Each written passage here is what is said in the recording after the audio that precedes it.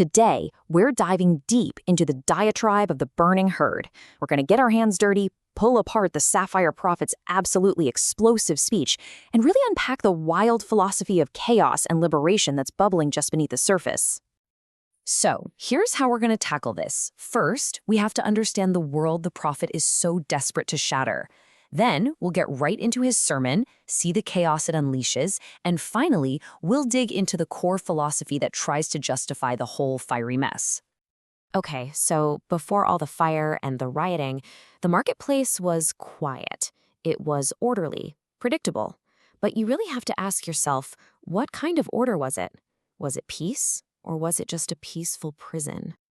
Well, you had this high priest running the show, and his whole job was to keep everyone in line. How'd he do it? By spinning their suffering, what the text calls the crushing weight of the wheel, as a gift. He told them their pain was actually a form of divine love from their creator. It's an age-old trick, right? Make the cage so comfortable you forget you're even in it. And this slide just lays out the chilling contrast. On one side, you have the priest's sweet-sounding lies, static ecstasy, a tapestry of love. But then you look at the prophet's reality, his brutal takedown of it all. This isn't peace, it's a culinary preparation. You're not loved, you're being marinated for consumption. Just wow. So, into this sleepy, drugged world steps the Sapphire Prophet. And he is not here to offer a better deal or a nicer prison.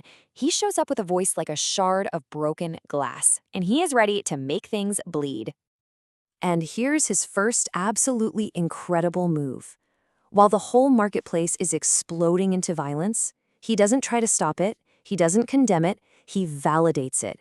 He tells them that this riot, this madness, is the first real, genuine, honest thing they have ever done in their entire lives. He even rebrands their pain. It's not suffering anymore. Now it's agonizing joy. And you have to wonder why. Well, because that agony, that pain, is the feeling of finally scratching the itch of the shackle. The pain is proof that they're finally waking up. And to him, that's a beautiful, joyful thing. This brings us to a really critical idea in the text, the will to friction.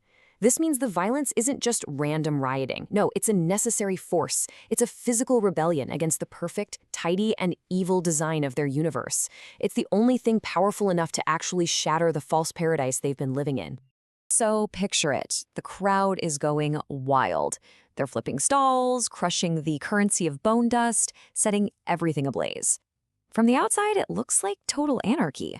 But the prophet, he has a very specific and much more powerful name for it. See, he argues this isn't a society falling apart.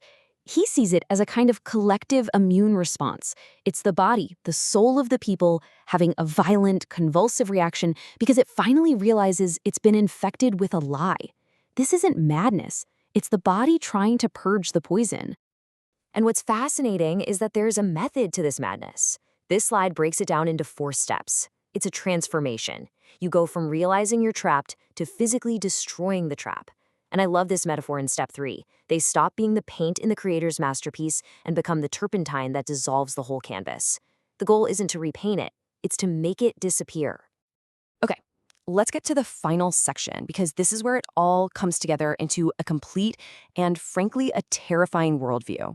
This isn't just about one riot in one marketplace. This is a whole philosophy built on the idea of ruin. At the very core of this whole thing, you have 2 clashing ideas. The priest preached amor fati, love your fate, accept your suffering, pretend it's a hug. But the prophet, he screams odium fati, hate your fate, violently reject it.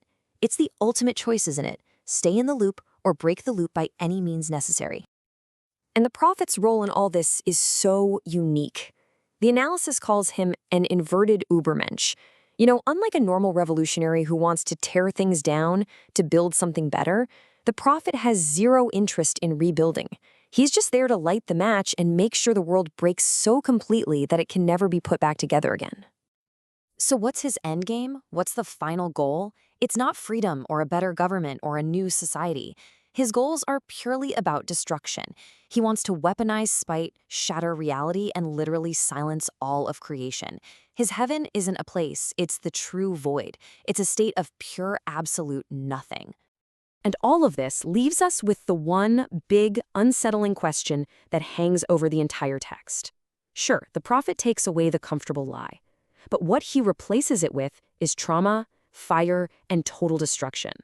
So is that violent, agonizing truth really worth the price? Who gets to decide? Well, the prophet's already made his choice. He doesn't promise safety, he promises the heat.